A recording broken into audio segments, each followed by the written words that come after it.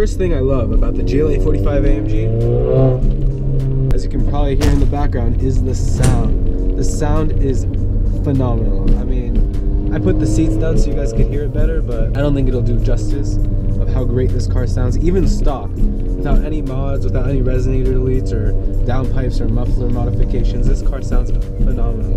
Now to this car, I do have a downpipe, it is catalyst, and I do have a resonator delete, so it does sound louder, it does sound a little throatier, if you will, but man, it just sounds amazing, and I'll give you guys a listen just now.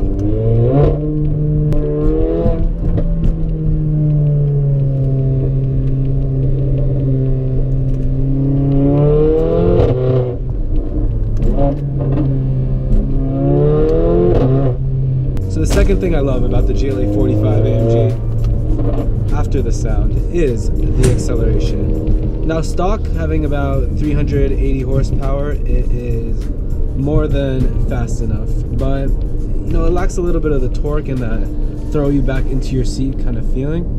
So I went ahead and did get a stage 2 Eurocharged ECU tune, bringing it to 450 horsepower and about 450 pound-feet of torque. And let me tell you, this car pulls. This car puts you in your seat, and it's no Tesla, it's no you know, LaFerrari, but it is a very quick car, and it does give you everything you're desiring in terms of acceleration and speed. Now, stock having about 330 pound-feet, I believe, or 350, it does feel a little lackluster at times. You know, you do desire more torque, but now at stage 2, it is fast enough. It is everything I want in this car. After about 3,500, 4,000 RPMs, this car just pulls. Especially when you do the launch control, you really feel that torque and you really feel that power come down, and it just pulls, and it does 0 to 60 in about, with the stage 2, 3.7 seconds. Stock, it does it in about 4.2 to 4.5, depending on your surface and, you know, your tires. Now the third thing I love about the GLA 45 is the styling. Both interior and out, this car is just gorgeous.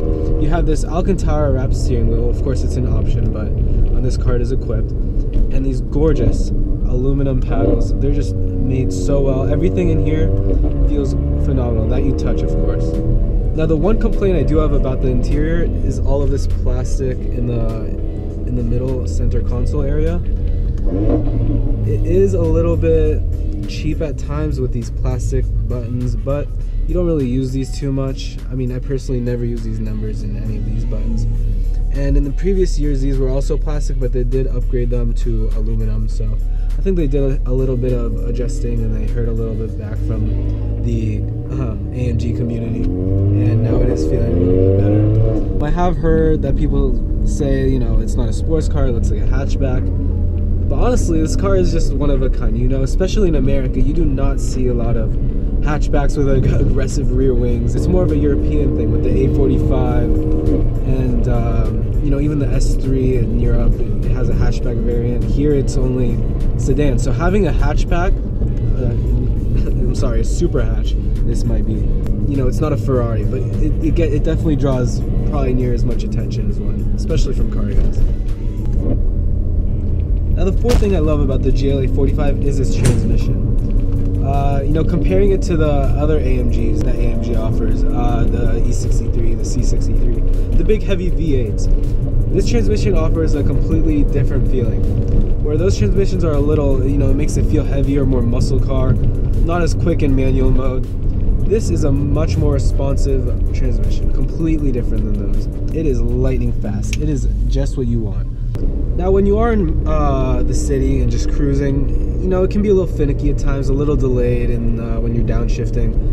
And especially in automatic mode and comfort mode, this car is not the best. But when you have it in Sport Plus mode and manual like I'm driving right now, the upshifting is super fast. Downshifting, for the most part, is pretty good.